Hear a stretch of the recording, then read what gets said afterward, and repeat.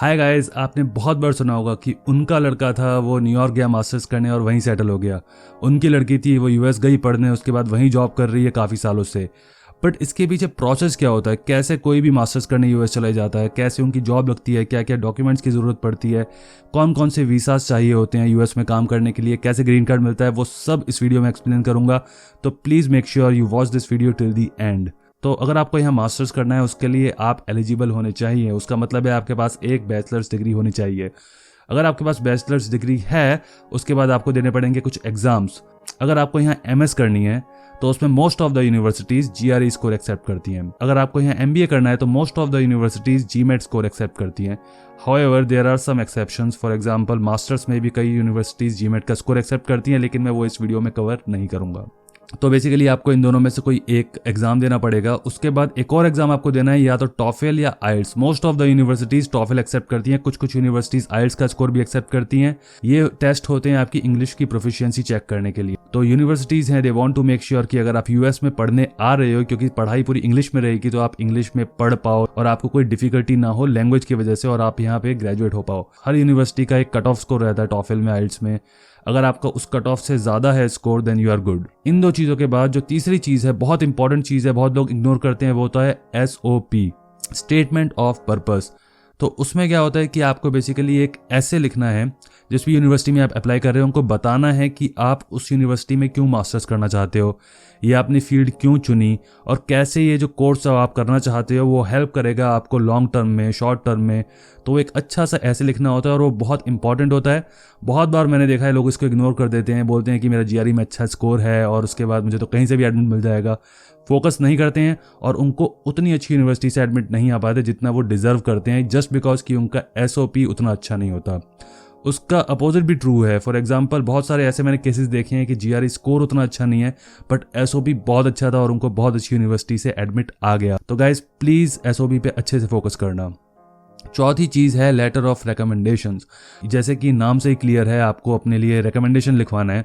ये आप अपने कोलीग से लिखवा सकते हो, अपने मैनेजर से लिखवा सकते हो, प्रोफेसर से लिखवा सकते हो। बेसिकली उनको आपकी तारीफ लिखनी है वो लेटर ऑफ रिकमेंडेशन में कि यही है जो मचा देगा या मचा देगी आपकी यूनिवर्सिटी में आके।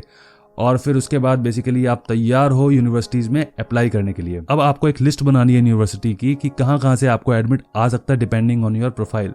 और आपकी प्रोफाइल क्या है? जीआरई स्कोर, आपका टॉफेल, आपका एसओपी, एलओआर, आपने पास्ट में कोई रिसर्च पेपर अगर पब्लिश किया है, आपने कितने साल काम किया है, किस तरह का वर्क एक्सपीरियंस है, ये सब कुछ आपकी प्रोफाइल का पार्ट है। तो इस बेसिस पे आप एक लिस्ट बनाओ। लेट्स से आपने 8 यूनिवर्सिटीज शॉर्टलिस्ट की कि भाई मुझे लगता है कि इनमें से कहीं ना कहीं से तो मेरा एडमिट आ जाएगा।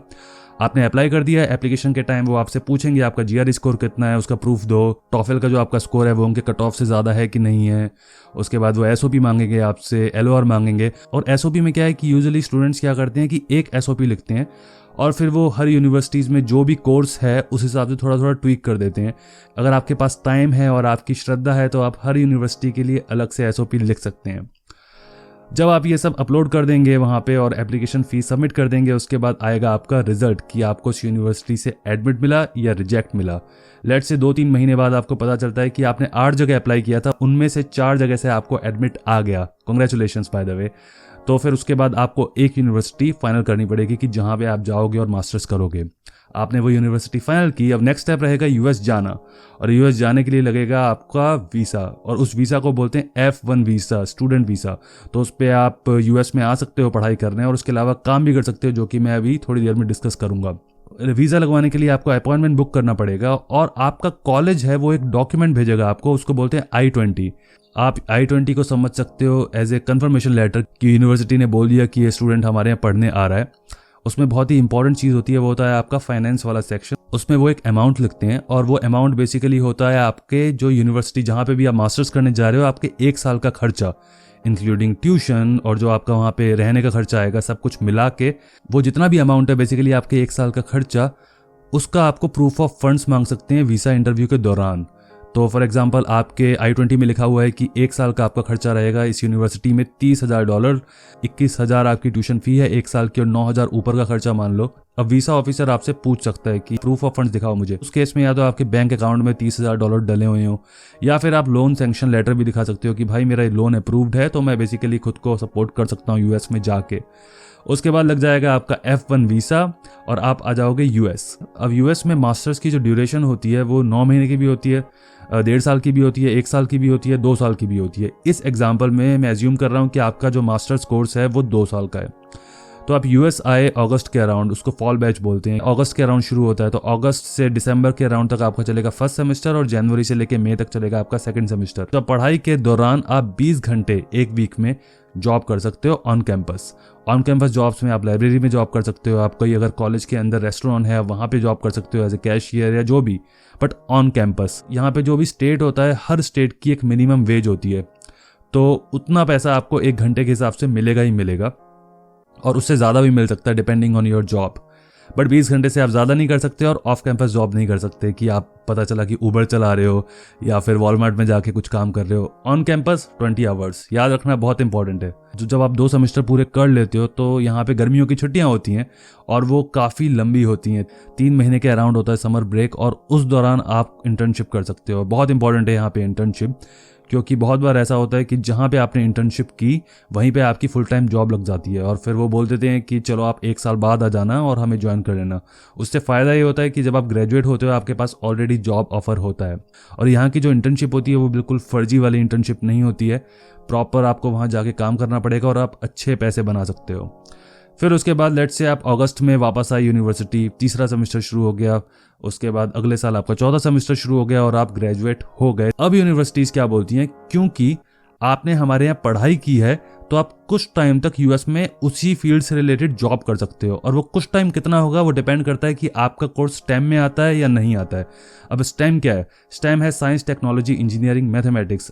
अगर आपका कोर्स है वो स्टेम के अंडर में है तो आपको 3 साल का वर्क परमिट मिलेगा। तो बेसिकली आपकी डिग्री के बाद आप 3 साल तक यहाँ पर यूएस में काम कर सकते हो स्टूडेंट वीसा पे। अगर आपका कोर्स स्टेम में नहीं है, फॉर एग्जांपल आपने मास्टर्स किया फैशन डिजाइनिंग में, मोस्ट प्रोबेबली वो स्टेम में नहीं आता और उस केस में आपको सिर्फ मिलेगा 1 साल का वर्क परमिट। और गाइज ये बहुत इंपॉर्टेंट है, जब भी आप यूएस आओ हमेशा चेक करो कि आपका कोर्स स्टेम में आता है कि नहीं, क्योंकि बहुत बार लोग सोचते हैं कि मेरा टेक्निकल कोर्स है स्टेम में आता ही होगा और वो वेबसाइट चेक ही नहीं करते। वो यूएस में आते हैं, उनको पता चलता है कि टेक्निकल होने के बावजूद उनका कोर्स स्टेम में नहीं आता, और उस केस में वो एक्सपेक्ट करते हैं कि उनको वर्क परमिट मिलेगा 3 साल का, लेकिन उनको सिर्फ 1 ही साल का वर्क परमिट मिलता है। तो प्लीज़ मेक श्योर कि आप वो चेक करो जब भी आप यूनिवर्सिटी में अप्लाई कर रहे हो, और अगर आप कोई टेक्निकल कोर्स कर रहे हो तो डेफिनेटली वो वाली यूनिवर्सिटीज प्रेफर करो जिनका वो टेक्निकल कोर्स स्टेम में आता है। अब आपको वर्क परमिट मिल गया और आप जॉब करना स्टार्ट कर सकते हो। आप बोलोगे कि अगर मुझे 3 साल से ज़्यादा रहना है यूएस में तो क्या करूं? तो उसके लिए क्या होता है कि आपको अपना जो वीज़ा स्टेटस है वो चेंज करना पड़ेगा स्टूडेंट वीज़ा से वर्क वीज़ा पे, और वर्क वीज़ा को बोलते हैं H1। तो बेसिकली आपको F1 से H1 भी चेंज कराना पड़ेगा अपना वीज़ा। तो H1B वीज़ा कैसे मिलता है? वो हर साल एक बार लॉटरी होती है उसकी, तो उस लॉटरी में आपकी कंपनी जो है वो आपका नाम भेजेगी, तो 3 साल में आपको 3 मौके मिलेंगे उस लॉटरी में पार्टिसिपेट करने के, और वो लॉटरी आपको एक बार जीतनी है 3 सालों में। तो वो लॉटरी जब आप जीतोगे आपका नाम आ जाएगा, तो उसके बाद आपको अपना H1B वीज़ा अप्रूव कराना पड़ेगा और वो वीज़ा आपको मिलेगा 6 सालों के लिए। तो लेट्स से अपने एग्जाम्पल में जो स्टूडेंट है ग्रेजुएट होने के बाद उसने 1 साल काम किया, पहली बार उसका लॉटरी में नाम नहीं आया, दूसरी बार नाम आ गया, तो अब जब उसका H1B अप्रूव होगा वो उस डेट से लेके 6 साल तक रह सकता है। देयर आर सम एक्सेप्शंस, कभी कभी वो वीज़ा 6 साल के लिए नहीं मिलता है, RFE आती है, लेकिन वो चीज़ें मैं इस वीडियो में डिस्कस नहीं करूंगा। अब आपको वीज़ा मिल गया, अब आप यहाँ 6 साल रह सकते हो। कि अब आप बोलोगे कि उनका लड़का तो 15 साल से है, वो जॉब कर रहा है, वो कैसे रह रहा है? तो जब आपका H1B लग जाता है तो उसके बाद H1B जब आपका ख़त्म होने वाला होता है उससे पहले आपका एम्प्लॉयर अगर आपके लिए आपकी ग्रीन कार्ड की एप्लीकेशन फाइल कर दे और आपकी जो पेटिशन है वो अप्रूव हो जाए, तो USCIS जो कि यहाँ की इमिग्रेशन सर्विसेज है वो क्या बोलती है, वैसे तो हमने जो आपको H1 दिया है वो 6 साल के लिए है, क्योंकि अब आप ग्रीन कार्ड के लिए वेट कर रहे हो, तो अब आपका H1 हम बढ़ाते रहेंगे जब तक आपका ग्रीन कार्ड नहीं आ जाता। अब कितना टाइम लगता है ग्रीन कार्ड में, अब वो गाइस उस पर अलग वीडियो बनता है, बट इन शॉर्ट अगर मैं आपको बताऊं, अगर आप इंडिया से हो तो बहुत साल लगते हैं, 15 साल, 20 साल, 25 साल, 30 साल। इनफैक्ट मैं एक आर्टिकल पढ़ रहा था उसमें लिखा हुआ था if you are from India you might have to wait for 150 years for your green card. वो बेसिकली पर वर्स्ट केस था, मतलब आपको इतना टाइम लग सकता है, but usually I would say 20, 25, 30 साल में आपको मिल जाता है। तो वो 30 साल जब तक आपका वो ग्रीन कार्ड नहीं आ रहा है आपके पास, तब तक अब आप H1B अपना एक्सटेंड करवा सकते हो। वैसे वो 6 साल का था, बट क्योंकि अब आपका ग्रीन कार्ड की एप्लीकेशन अप्रूव हो गई है तो इस वजह से आपको वो एक्सटेंशन मिलता रहेगा। अब आपका जब ग्रीन कार्ड मिल जाएगा आपको, तो उसके कुछ सालों बाद आप यूएस सिटीजनशिप के लिए अप्लाई कर सकते हो और उसके बाद आप बन जाओगे यूएस सिटीजन। तो ये basically end to end process होता है, कैसे यहाँ पे स्टूडेंट्स आते हैं और फिर बेसिकली सेटल हो जाते हैं। अगर आप यहाँ बैचलर्स करने आना चाहते हैं तो बैचलर्स भी प्रीटी मच सेम है। आपको GRE GMAT की जगह आपको SAT देना पड़ेगा और वो भी काफ़ी मिलता जुलता है। थोड़ा उसमें जो वीज़ा का प्रोसेस है H1B का थोड़ा डिफरेंट रहता है, वो मैं भी अलग से वीडियो बनाऊंगा, पर प्रीटी मच चीज़ें सेम रहती हैं। अब इसको एक एग्जांपल की हेल्प से समझते हैं। लेट्स से एक कोई भी रैंडम नाम श्याम है और उसके पास एक बीटेक डिग्री है। 2015 में वो ग्रेजुएट हुआ और 2016 के टाइम उसको लगा कि यार मैं बहुत फ्रस्ट्रेट हो गया अपनी जॉब से, मुझे यूएस जाना है मास्टर्स करने। तो उसको बेसिकली MS करना था, तो उसने दिया GRE, उसका स्कोर अच्छा आया। उसके बाद उसने दिया टॉफल में भी उसका जो है स्कोर काफ़ी अच्छा आया। उसके बाद उसने SOP लिखे, उसके बाद अपने प्रोफेसर को कांटेक्ट किया, उसने LOR लिखवाया, अपने मैनेजर को बोला कि मुझे यूएस जाना है पढ़ाई करने के लिए, तो प्लीज़ मेरे लिए एक लेटर ऑफ रिकमेंडेशन लिख दो। उन्होंने भी लिखा कि ये जो श्याम है बहुत ही होनहार है, अगर आपकी यूनिवर्सिटी में आएगा तो बहुत ही अच्छा करेगा, इसके करियर के लिए बहुत अच्छा रहेगा अगर आप इसको मौका दें अपने कॉलेज में पढ़ने का। तो ये सब करने के बाद उसने अप्लाई किया 10 यूनिवर्सिटीज़ में। 10 में से 5 यूनिवर्सिटीज़ में से उसको एडमिट आ गया। अब उसको उन 5 में से कोई एक यूनिवर्सिटी फाइनल करनी है। लेट्स से उसने यूनिवर्सिटी फाइनल की CMU। तो नेक्स्ट स्टेप ये होगा कि वो यूनिवर्सिटी को बता देगा कि मैं आपके कॉलेज में आना चाहता हूँ। तो यूनिवर्सिटी बोलेगी ओके, आप हमें थोड़ा एडवांस दे दो, हम आपको I-20 भेज देंगे। फिर उसके बाद उसने वो एडवांस दिया यूनिवर्सिटी को, उन्होंने I-20 भेजा। और I-20 जैसे मैंने बताया था वो एक कंफर्मेशन है, यूनिवर्सिटी ने कंफर्म कर दिया कि भाई तुम हमारे यहाँ पढ़ने आ रहे हो।